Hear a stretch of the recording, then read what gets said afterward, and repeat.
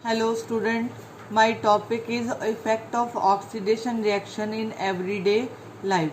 मतलब जो हमारी एवरीडे लाइफ है उसके अंदर ऑक्सीडेशन कैसे रोल अदा करता है। आपने समटाइम नोटिस किया होगा कि आपके पास अगर आयरन, जैसे हम घर में गेट लगाते हैं, ग्रिल्स लगाते हैं, तो हम उसके ऊपर पेंट करते हैं। पेंट क्यों कराया जाता है? कि ऑक्सीडेशन ना हो सके, क्योंकि बाहर बारिश भी होती है, एयर भी होती है, तो वो आपस में रिएक्ट ना करे। ओके, तो इसमें दो रिएक्शन मेनली हैं, कोरोजन कोरोजन कोरोजन और सेकंड है रेंसिडिटी। ओके, रेंसिडिटी, ठीक है, रैंसिड भी बोलते हैं इसको, रैंसिडिटी। फर्स्ट वन डिस्कस करूंगी पहले कोरेजन। कोरेजन जो है आयरन आर्टिकल्स पे होता है, तो इस आयरन आर्टिकल्स के ऊपर अगर ये मॉइस्ट एयर में लॉन्ग टर्म पड़ा रहे तो ये धीरे धीरे जो है ख़त्म होना शुरू हो जाता है। उसके ऊपर जो है गैसेस, जो हमारी एटमॉस्फेरिक गैसेस जो है अटैक करती हैं, तो वो उसको आयरन को धीरे धीरे ख़त्म कर देती हैं। तो कहने का मतलब ये प्रोसेस कौन सा है, लिखो मेरे साथ साथ, the process of slowly eating up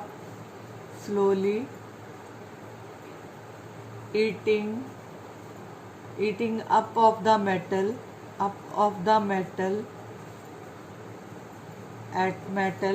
due to atmospheric gases such as लिखो, such as oxygen, carbon dioxide, hydrogen sulfide and water vapor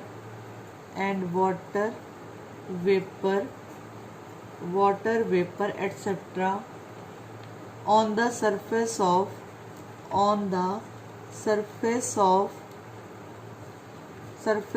the metal so as to convert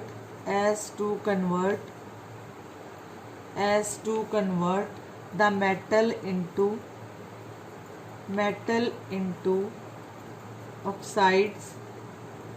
oxide, carbonate,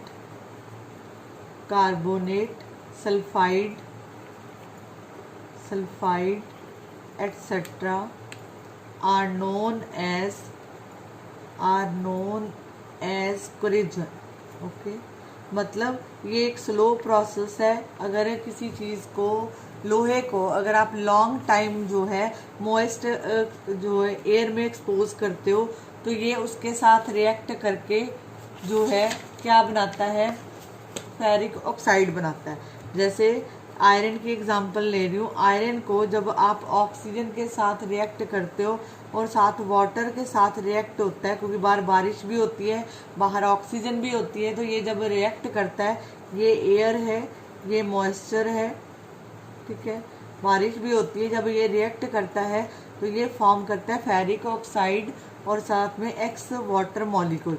इसको बोलते हैं hydrated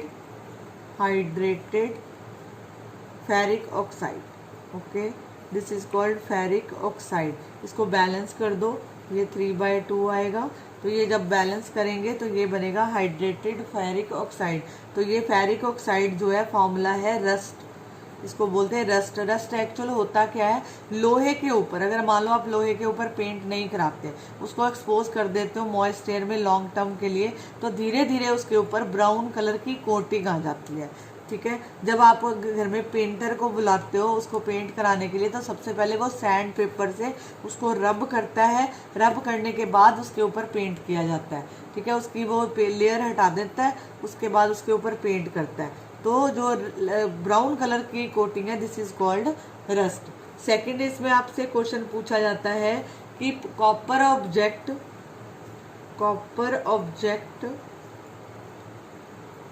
object lose their lustre होता है चमक, lose their lustre और shine after some time. Okay ये question आपसे पूछा जाता है, this is very important question. आप इसमें ये कह सकते हो जैसे आप घर में कॉपर का कोई वास लेके आते हो या कॉपर का कोई आपके पास यूटेंसिल पड़ा है तो उसके ऊपर आपको पॉलिश करानी पड़ती है। तो उसमें होता क्या कि कॉपर जो है कार्बन डाइऑक्साइड, क्योंकि ये एटमॉस्फेरिक गैसेज है, कार्बन डाइऑक्साइड, ऑक्सीजन और वाटर, ये तीनों मिलके बनाती है मॉइस्ट एयर। दिस फॉर्म है मॉइस्ट एयर। ओके तो ये बनाएगा कॉपर कार्बोनेट और साथ में कॉपर हाइड्रोक्साइड। ओके तो मतलब जितने भी कॉपर के आर्टिकल्स हैं उसके ऊपर ग्रीन कलर की कोटिंग आ जाती है। क्या कौन सी कलर की कोटिंग आती है? ग्रीन कलर की। ठीक है तो वो ग्रीन कलर क्यों आता है? क्योंकि वो कार्बन डाइऑक्साइड मेन गैस होती है, ऑक्सीजन और वाटर। ठीक है तो ये रिएक्ट करेगा तो उसके ऊपर जब रिएक्ट करता है तो ग्रीन कलर की कोटिंग। समटाइम आपने देखा होगा घर में कोई कॉपर का यूटेंसिल होगा ना तो हम उसको नींबू से रब करते हैं, नींबू और नमक से, तो वो आपस में रिएक्ट करते हैं तो उसकी ग्रीन कोटिंग जो है रिमूव हो जाती है और कॉपर जो है लस्टर करना शुरू हो जाता है। अब थर्ड एग्जाम्पल है हमारे पास सिल्वर जो है, सिल्वर मेटल गेट्स टर्निश्ड, मतलब ये अपनी लूज कर जाती है। जैसे आप ऑर्नामेंट डालते हो सिल्वर के तो जो लॉन्ग बाद में देखते हो तो उसके ऊपर जो है ब्लैक कलर की कोटिंग आ जाती है। तो कहने का मतलब जब सिल्वर जो है रिएक्ट करता है, सिल्वर रिएक्ट करेगा हाइड्रोजन सल्फाइड से तो ये बनाएगा सिल्वर सल्फाइड और साथ में हाइड्रोजन जो है फॉर्म करता है। ओके तो ये जो सिल्वर सल्फाइड है ये ब्लैक होता है, मतलब इसके ऊपर ब्लैक कलर आ जाता है, मतलब डल शेडिंग देना शुरू हो जाता है। ठीक है अब तो एक तो ये 3 क्वेश्चन हो गए। अब आगे है कि मेथड टू प्रिवेंट रस्टिंग से कैसे बचा जा सके। कौन से ऐसे मेथड है जिससे रस्टिंग से बचा जाता है? पहला क्या है? बाय पेंटिंग, जहाँ तो उसको पेंट करा दो, उसके ऊपर जब पेंट कराया जाता है आपने देखा होगा उसके ऊपर प्लास्टिक कोटिंग आ जाती है तो वो लॉन्ग टर्म जो है चलता है। गेट जैसे गेट के ऊपर हम पेंट कराते हैं तो वो भी जो है बाय पेंटिंग या बाय ग्रीजिंग, जैसे आपने देखा होगा मशीनरी को ग्रीस किया जाता है, साइकिल की चेन को आप ग्रीस करते हो, ग्रीस एंड ऑयलिंग कराते हो, एंड ऑयलिंग। ठीक है तो वो खराब नहीं होते और उसका जो है ऊपर जंग नहीं लगता। सेकंड जो है बाय गैल्वेनाइजेशन। ठीक है ये कुछ ऐसे प्रोसेस है जिससे जो है रस्टिंग को रोका जा सकता है। ये गैल्वेनाइजेशन का मतलब है कि आप आयरन ऑब्जेक्ट के ऊपर थिन लेयर ऑफ जिंक, मतलब जिंक लेयर जो है फॉर्म हो जाती है। जिंक लेयर मतलब आयरन ऑब्जेक्ट के ऊपर जिंक की लेयर चढ़ा दी जाती है तो उसको क्या बोला जाता है? Galvanisation process. Okay hope so आपको इतना क्लियर होगा। आगे है सेकंड टॉपिक रैनसिडिटी। रैनसिड मतलब कि ये जो है ऑक्सीडेशन प्रोसेस है तो इसका डेफिनेशन आएगा द ऑक्सीडेशन ऑफ ऑयल्स और fats in a food resulting into bad smell, उसमें से बैड स्मेल आती है। ठीक है बैड स्मेल आती है, बैड टेस्ट होता है, bad taste is called rancidity. Okay this is called रैनसिडिटी।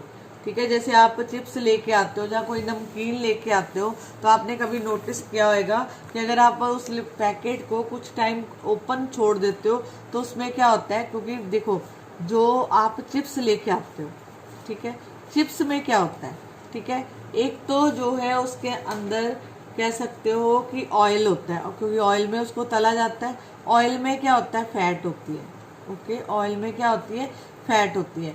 जब आप उसको लेके आते हो वो एयर एटमॉस्फेयर में आते हैं, मतलब जैसे पैकेट खोला तो उसका एक तो टेक्सचर जो उसका क्रंच चला जाता है। क्रंच कैसे? क्रंच मतलब जो उसका कड़कनेस है वो ख़त्म हो जाता है। सेकंड जो है, जो ऑयल है उसके अंदर, वो क्या करता है, जब ऑयल रिएक्ट करता है एटमॉस्फेरिक ऑक्सीजन के साथ, तो वो क्या करता है, उसका जो बीच में फैट होती है वो ऑक्सीडेशन होना शुरू हो जाती है, जिसकी वजह से खाना जो चिप्स है वो ख़राब हो जाते हैं। तो कहने का मतलब है कि चिप्स के अंदर ऑयल और फैट होती है, उसको बोलते हैं रैंसिडिटी। अब इससे बचने के लिए आप क्या क्या कर सकते हो, ठीक है। फर्स्ट वन है मेथड, पहले लिखो method to prevent rancidity. Method to prevent rancidity, rancidity से बचने के लिए बाय एडिंग एंटीऑक्सीडेंट, उसके अंदर एंटीऑक्सीडेंट जो है ऐड किए जाते हैं। ओके, जो ऑक्सीडेंट ऐड करने का मेन पर्पस है, ये जो है स्लो कर देते हैं, slow down the process of oxidation, उसको स्लो कर देते हैं। ओके, ठीक है। एंड जो एंटीऑक्सीडेंट जो है वो मतलब डालने की वजह से वो जल्दी ख़राब नहीं होते। तो कहने का मतलब है, जब कोई भी चीज़ पैक की जाती है तो उसमें एंटीऑक्सीडेंट होने चाहिए ताकि वो ऑक्सीडेशन प्रोसेस को स्लो कर दे। सेकंड है vacuum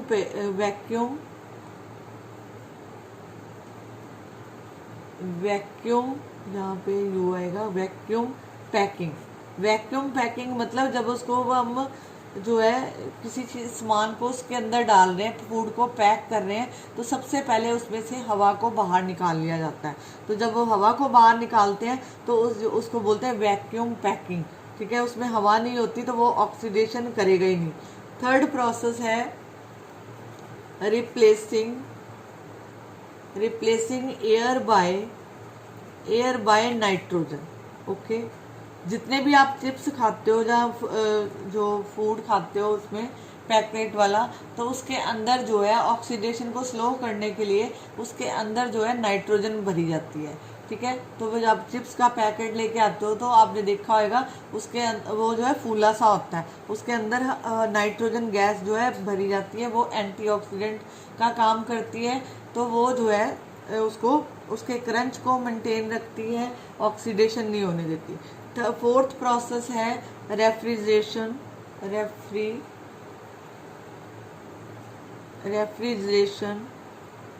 of the food stuff. Okay, या तो आप उसको जो है फूड को फ्रिज में रख दो, ठीक है। तो ये तो एक कॉमन मेथड है कि हम चीज़ों को बचाने के लिए रेफ्रिजरेशन में रखते हैं, मतलब फ्रीज करते हैं उसको, ठीक है। Due to lower temperature oxidation is slow down. यहाँ पे इसका रीज़न लिख सकते हो अगर आपसे क्वेश्चन पूछा जाए कि वाई फूड स्टफ जो है केप्ट इन ए रेफ्रिजरेशन, तो यहाँ पे कहोगे ड्यू टू लोअर टेम्परेचर